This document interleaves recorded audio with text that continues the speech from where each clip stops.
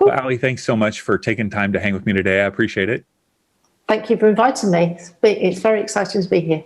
Yeah, you have such a fascinating story.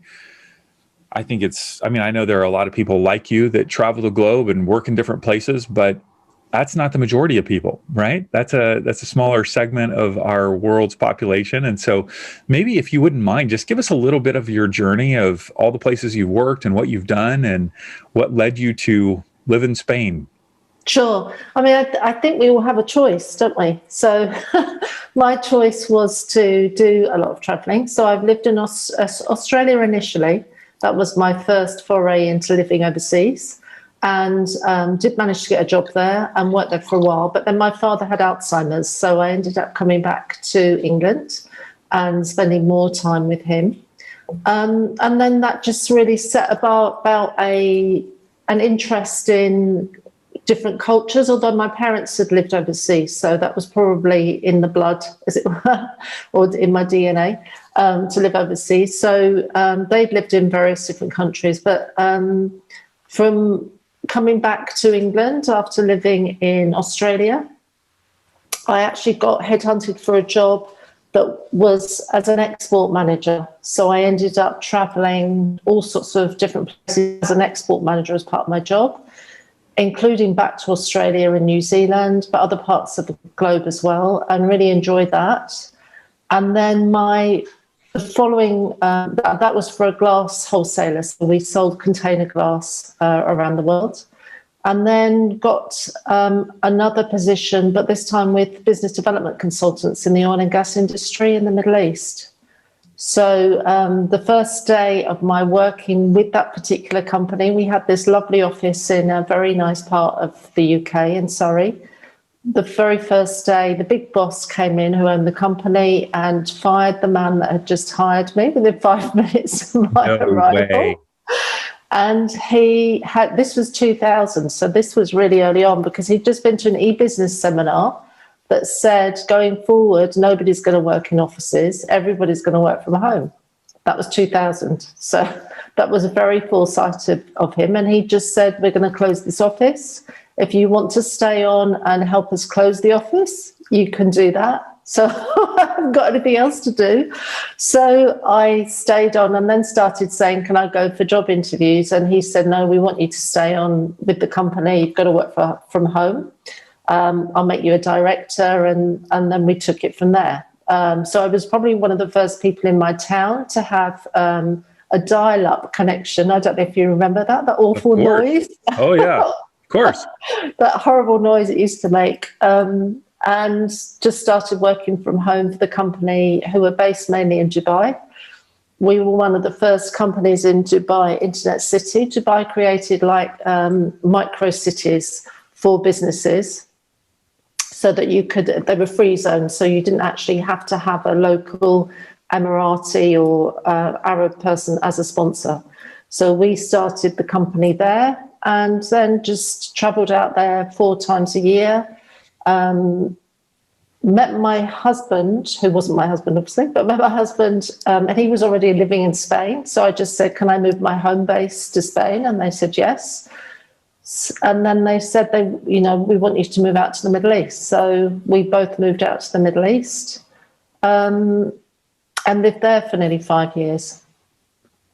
And then things started changing globally. We made a decision to leave the Middle East and resign from both of our job positions that we had. But then decided that a friend of ours said, could we help him with his business in Thailand? So we moved to Thailand and lived there for nearly a year in Phuket before coming back to Spain again. So Spain, we've been back since 2010 in Spain. And that really is my roller coaster work journey, but very much staying open to job opportunities and to things that come up all the time. In fact, when we ended up moving to the Middle East, they asked me to move out there and I really didn't want to do it.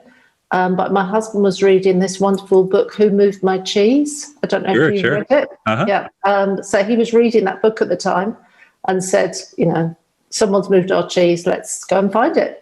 So that's what we did. So we went to find the cheese in the Middle East. And funny enough, we were on a Chiringuito on the beach. So we were at Beach Bar, and behind the desk of the beach bar, they had Who'd Moved My Cheese in Spanish at the same time. So there was a bit of a sign.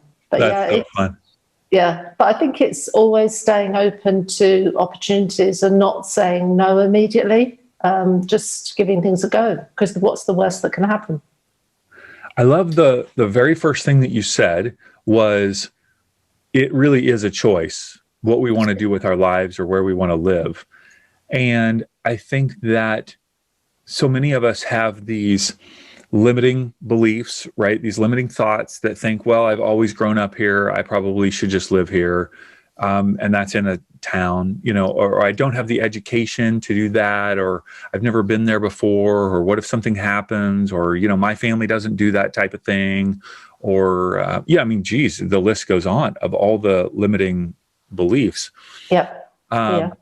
If somebody has, let's just say, a lack, because the jobs that you're talking about are not, they don't seem like simple jobs here, right? You know what I mean? Like, these are not things that people are just easily applying for. You had to work your way into these positions in different ways. Yeah. What are your thoughts for all those limiting beliefs or lies that people are believing about staying stuck? You know what I mean? In the location and or job that they have.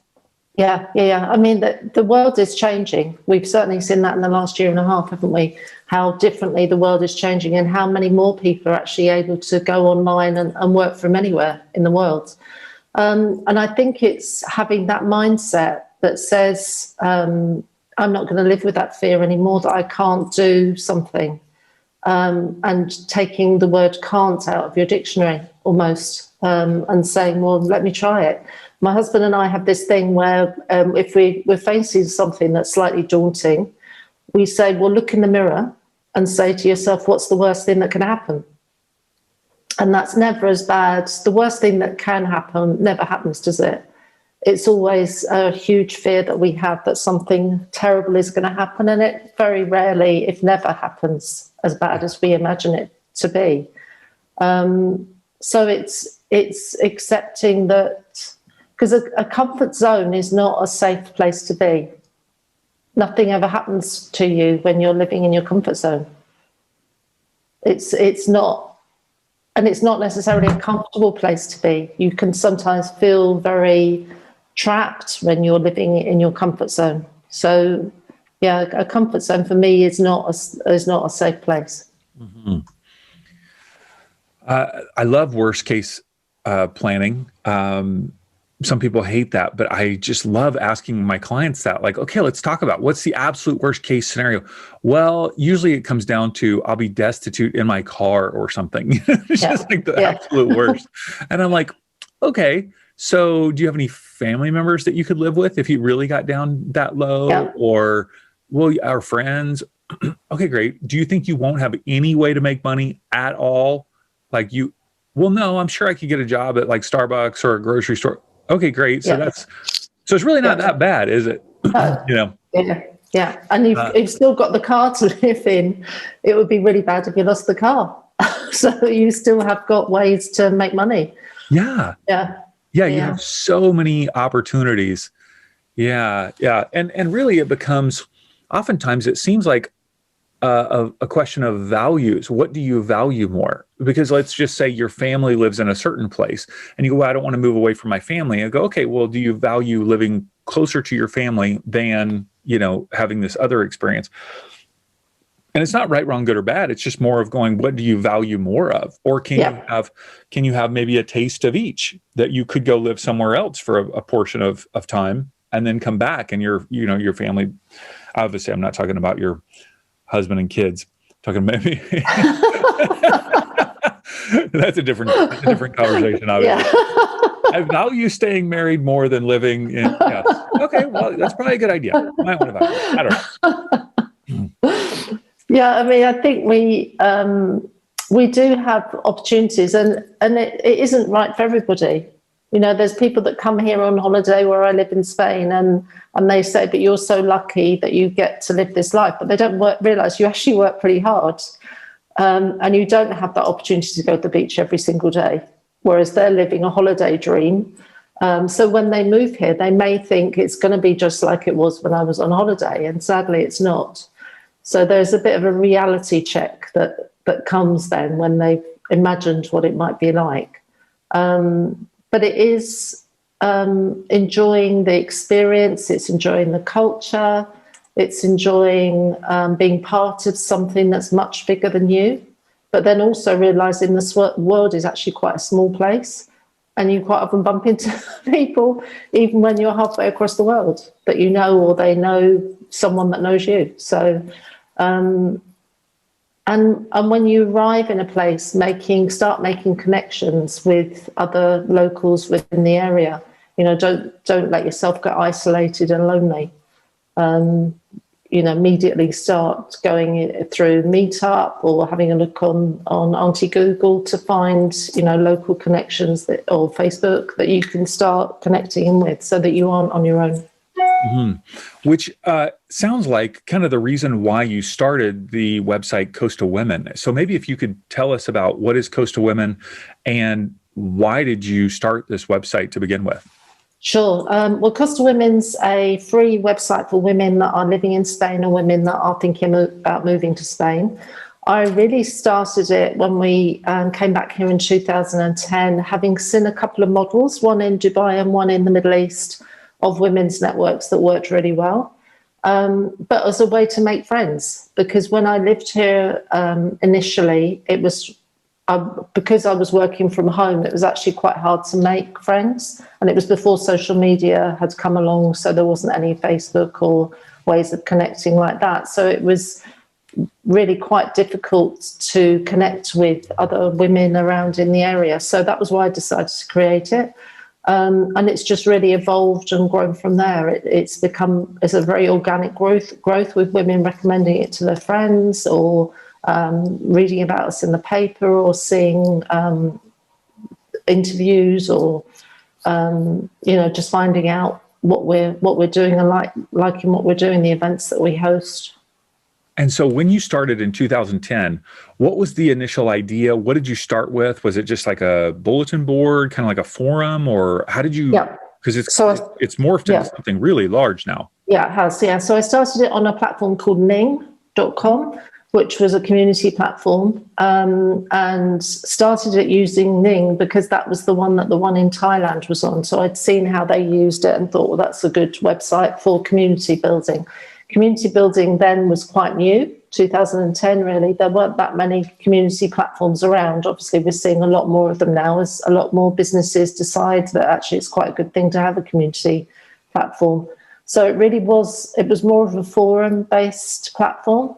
And originally I thought it was just going to be an online website. I didn't imagine that we would start having local events, but quite quickly the ladies said, well, can't we meet up? So we started doing events then, and then it's grown from there. So for instance, last year, even with the lockdown, we still managed to do 230 online events across, you know, it didn't matter where the women were in Spain or whether they hadn't even arrived yet. They could still join in and be part of what we were doing. And those were either business events or social events, everything from a curry cooking class and Pilates online to business networking with women in other parts of the world as well. We did one. We've been doing one every month for the last 3 years with a women's network in New York City. So those continued regardless of any lockdowns or COVID happening. So it really has morphed from the original Ning platform. I then put it on something called Social Engine, which again is very similar to Ning. But I'm now looking at maybe moving it to Mighty Networks or Circle.so. I'm just evaluating the two platforms, because they have more of an app functionality, which most people are getting used to now, aren't they, with technology. Mm-hmm. And so the point, it sounds like it's much more relational oriented, either for people who live in Spain or they're thinking about moving to Spain. Are there business collaborations that happen because of it, or is it really just focused on kind of common interests? Like, I mean, what are some of the common interests, I don't know, that people connect around? Yeah, so it's both, because women, I don't believe we're defined by our businesses. So I try to get them to join in the social parts as well, because people buy from people they know, like, and trust, don't they? Especially overseas, because that can be even more daunting. When you're buying a service from somebody who you're in a completely different country, that can be quite challenging. So it's very much around relationships, because businesses are built around relationships. But on the social side, golf is a great one. Women that play in golf or reading. We've got a very active book club. In fact, the book club were the first members of Costa Women. They were a book club that I was going to, and I asked them if they would join the website and try it out, and they were the very first members. So that's been going since the beginning. So that's 10 years that's been going. And it's just whatever communities the women want to build, like niche communities within the whole element of Costa Women. They're very welcome to build their own little niches and for women to come along and join them. Mm-hmm. But there's a lot of collaboration, particularly with women that are just moving to Spain, and maybe they're launching a new product or service within Spain that they've had it before in their own country, or they've never had a business before. So there's that space for them to do that as well, and to get support around those, around their businesses. Mm-hmm. If someone's listening and thinks, "Wow, I've been, maybe I've got a Facebook group around my business, or around, maybe it's just a common interest," what would be the value of creating something off of, Facebook or Instagram? To create something like Costa Women, what would be the value of that? You know what I mean? Versus Facebook. We don't own Facebook data. So it's very simple. If Facebook decide one day that not to shut you down, that they're going to shut you down, you've lost it. You've lost all of your followers. You've lost all of your community. You've lost everything. And it's happening quite frequently at the moment. Nobody seems to know why. But I've got quite a few friends who it's happened to in the last few days. They've lost their business pages, they've lost their profile, and then they're having to start from scratch again. So actually, my top tip at the moment for everybody is get another administrator onto your page. Someone that's may not necessarily be connected to you, but that can just be there, so that if Facebook close your personal profile down, you haven't lost your group and your business page, because they're connected to it as well. But yeah, the fact that social media, we don't own any of the platforms. So you're much better off having your own website with the community there. So what we do have a lot of Facebook groups. We have 38, because we have one for each of the regions that we're in, because people are still mainly on Facebook. It's beginning to change a bit as more community platforms are coming up, but people still they're on Facebook every day for whatever reason, so it's just easier if we're still there as well. So what we do is we actually, when they ask to join the group, we say, have you registered on the website first? And then once they register on the website, they can come and join the group. And that's the easiest way around it, so that we haven't lost them as a member. And I'm seeing quite a lot since the last 18 months, I'm seeing quite a lot of women that are leaving social media for whatever reason. So they've still got the website that they can engage with and find out the events as well, so that we haven't lost them as members. Mm-hmm. And that's the challenge that I hear from people, is like, well, people are already on Facebook, so why should I have my own membership platform? What's the percentage of interaction or content, would you say, for Costa Women that's on Facebook versus your own website? There's a lot more on Facebook, and even more on Instagram. Twitter is my favorite platform, but I've discovered that most of my members aren't really using it. So you have to go where your members are, but it's just to have a backup plan. So the interaction is much higher on Facebook, because that's where the ladies are. Mm-hmm. But I do try and encourage them to post the same content on the website for the women that aren't on Facebook. and also the blog and the events are available out. They don't need to register on the website to read the blogs or look at the events. So they can add their own events to the website. So they're not restricted then to people that are just members. Anybody then can see it. And we have very good SEO because we've been around for 10 years. So it's worth them adding their blogs and then we share them on social media too. Mm-hmm. Do you have courses on the website or is it mainly just interaction? No, we have courses, events, classifieds, jobs, groups, all sorts of different things. Yeah, so a real gambit of, very like Facebook really, but a real gambit of everything. And what are the courses related to, like how to interact in Spain or how to move there, or is it more interest-based? No, there's things like moving to Spain. I've got my own website that I set up a few years ago called Spain Expo, which was set up with a friend of mine who wanted to move to Spain and she had lots of questions. So she said, let's create our own online course. I get my questions answered. And then we've got a platform at the end of it. So that's one platform that we've created.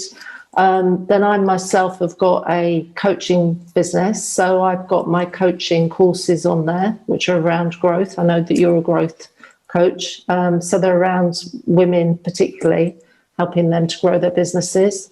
And then the members can add their own events and promote their courses that maybe they're running. So we've done all sorts of courses like Facebook courses, Twitter. We're just about to hear from somebody about TikTok because none of us are sure whether we should be there. But apparently their video functionality is really good. So even if you don't use it as a platform, using to download the videos is well worth it. Clubhouse, we haven't really gone to yet because we've got a lot of members that have got Androids rather than iPhone. So once they develop it a bit further, then maybe we'll go to Clubhouse. But it really is, and that's the same with any business. There's no point in you using a particular platform if your customers aren't using it. As much as you might love it as a platform, it's just going to be a waste of your time. Sure. You mentioned that you have your own business, coaching or consulting business, in addition to Costa Women. Is that because you are passionate about that, or it's just a matter of kind of monetization? You need both of those things in your life? No, it's a real passion of mine because I can see I've obviously had a long career and lots of different experiences, and I think it's a waste not to use the skills that I've learnt and pass them on to women who are just maybe starting out their own businesses. And one thing I see, particularly at the moment, everybody's leaping on this course creation idea and maybe monetizing, a hobby and putting everything online, but without actually looking first to see if they've got a concept that people want to buy. So with the course that I run through Avenue, we actually get women to find their audience first, so really know who their niche is first, and then ask their niche what they're looking for, and then ask them questions around, would you be prepared to pay for that particular service, and then build the platform, then build the course. So reverse engineer it really, because you could, and women are particularly bad at launching websites because they want it to look 100% correct and all the buttons to be working, and they're more concerned about the color of the logo than they are actually about who their ideal client is. So it's really reversing it and spending time understanding what your customers' pain points are, and then building something that meets those pain points. Mm-hmm. You said this course is through Avenue, which I had not known about this company prior to meeting you. Tell me a little bit more about that and how you're connected to it. Sure. So Avenue was created by a lady called Tina Villan. She's originally from Finland, but she lives in Sweden with her family. And she created it exactly what I was just saying for having a concept that sells. She was actually she had her own interior design business. And people loved the way that she was marketing her interior design business and started asking her if she could help them with their marketing. So that she then got their feedback on what they wanted and then started creating the courses based on what they were looking for. So that was why she created Avenue as a coaching business, because she was really building it with whatever people were asking her to deliver. Mm-hmm. So that's how it started. Yeah. And then there are kind of Avenue certified coaches like yourself that then offer other services. Yeah. We all obviously, there's all sorts of different courses that we can deliver. We've got circles now as well, so women can join in the membership we host like an implementation lab so they can learn how to learn new skills. And then there's all sorts of different bits. It's growing quite rapidly at the moment to meet the need of what's happening in the market. Mm-hmm. One of the things that I know you're passionate about is kind of long-term planning, like looking at, okay, where is my business? Where is my market moving? Why is that? Well, I guess I shouldn't say why is that important to you, but more of like, how have you utilized that approach to long-term planning, both in Coastal Women and maybe in your coaching business? And how's that been helpful for you? So I think if you've got a vision for where you're going, you're more likely to get there. Whereas if you're just being reactive on a day-to-day basis and just meeting the crisis that's happening on a day-to-day basis, then you're less likely to actually get to a goal at the end of the day. For instance, a to-do list isn't really something that we can be working off because it's not in an order of preference. It doesn't give you a set time by which you've got to finish the list. Mm-hmm. I mean, you can have rocks, stones and pebbles, which is one way of breaking up your to-do list, but it still doesn't give you a deadline by which time you've got to finish certain tasks. So I think it's really crucial to have, as part of the course that I do, part of the Activate course, we actually set out we work together to work out what your 10-year goal is going to be. And it may be that in 10 years you want to have sold the business and maybe you're going to be a creative director of the business and have more of a backseat. But if you know that's going to be your end goal, then you can work back and then work out the vision for 3 to 5 years, and then with that work out what your goals for the year are going to be, and then work back to that for 90 days, what your 90-day planning is going to be. Mm-hmm. Now, if somebody says, man, I don't know what the market's going to do in the next even 5 years, this feels overwhelming to think about, 10 years. I'm just trying to pivot based on what happens in the market in the next, 90 days. Like what is your response to that? I think, this the last year has shown people that it is difficult to know what's going to happen, but people at the end of the day, they've gone back to buying. There may have been a gap when they weren't buying products or services, but they've gone back to buying. And you can always, you obviously have you do have a 10-year goal, but you're not saying, on this date, this will have happened. So you can adapt it to what's happening in the marketplace. And if you know that in 10 years you want to sell the business, that isn't reliant on what's happening in the global world economy, mm-hmm. You know that in 10 years you want to have retired, mm-hmm. or be a creative director. So within the next 9 years, you can then work out how you're going to actually be able to develop that. Mm-hmm. So I think it is possible, but it's actually having that end goal in sight, that you know that there's going to be something at the end of it that you want to have worked towards, maybe an income goal, maybe maybe you want to have moved to another country in 10 years. That could be a goal that you work on, and that the business then needs to facilitate you being able to do that. Mm-hmm. What is your 10-year goal? Let's just say for Coastal Women, what are you working toward? Yeah, I think I will be, it probably will have moved on to someone much younger. because in 10 years' time, I will be at the stage where the world is, I think the world is going to start changing quite quickly now. So I think to keep up to date with all the new platforms and social media type platforms, because I'm sure there's going to be some new platforms that they're going to start creating that will overtake Facebook. I would still like to be a creative director. I love creating things. I love creating paper products, even though we're in an IT world. I still love creating paper products. I created a planner every year for the last 4 years. So, but I think probably more the creative director role, and have young people that are actually managing it and enjoying, the experience and learning. That's great. That's great. So let's just go back. One last question. If someone's listening and they're thinking, okay, yes, I do have this dream that involves something that's far beyond where I'm at now. It's moving to another country. It's having this different job. It's having this different financial. And you're saying to me, it's just a choice. I feel so overwhelmed by the choices. Where do I start? Where do I start in even heading down that path?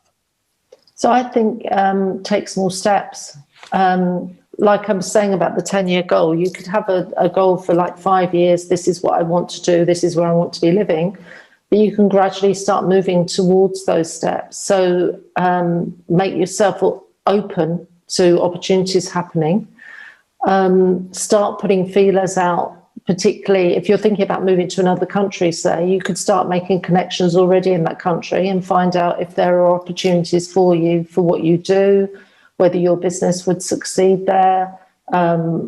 If you've got children, find out about the schooling within that country, and just start putting the feelers out. There's nothing that won't cost you anything, to actually start doing the research. And I think research is really important, and a much underused tool by many people. It's very important to know what it's going to be like when you do, say, move overseas or move up to the next level with a career. So I think it's really good to do that research. Podcasts are brilliant, books are brilliant, all different ways of learning what it could be like with where you're thinking of going with your life and your business. It's literally easier than it's ever been to do any of those things, because we have just the internet right at our fingertips of people explaining where it is or connecting with people. You could talk to 20 people in the town you were thinking about moving to via Zoom for free. Yeah, exactly. Yeah. We were saying yesterday, actually, that we can remember when we were younger, if you wanted to find out something, you probably had to go and look in the Encyclopedia Britannica to find out information, or go to the library. Now you just pick up your phone and put in a question, and your answer's there. It's absolutely amazing. Yeah. And I think technology is going to improve more and more. So I think this is, you can see how much has been developed over the whole last 18 months. So I'm sure there's going to be huge developments going forward. Mm-hmm. You mentioned a course that you teach online called Activate Your Growth. Tell me about that course and who that would be a good fit for. So it's a 4-week course, but it's only 2 hours a week, and it's mainly aimed at women that have already got the seed of an idea for their business and are thinking about launching it, or they've launched it and they really want to put in place a structure for their business. Maybe they're feeling a bit overwhelmed with what's happening at the moment, and they need to really get back to basics and put in place a structure for their business, and put in place rituals. By rituals, I don't mean sitting around a campfire, burning a candle. I mean weekly rituals that they can put in place for their business to know whether their business is successful, to know whether they're bringing in money. If they're not bringing in money, how can they fix it before it gets too much of a snowball and they've gone too far and it's really difficult to pull it back. Awesome. So it's called Activate Your Growth. And the link for everyone listening is in the show notes. So you can either swipe up on your phone and you'll find the link there, or you can go to our website, inspirising.com/Allie Meehan, and you'll find the links there as well. So, Allie, thank you so much for taking time to share your story. Super inspiring, all that you've been able to do, and literally thousands of women are benefiting from your work. And so thank you so much. Thank you, David. Thank you for having me.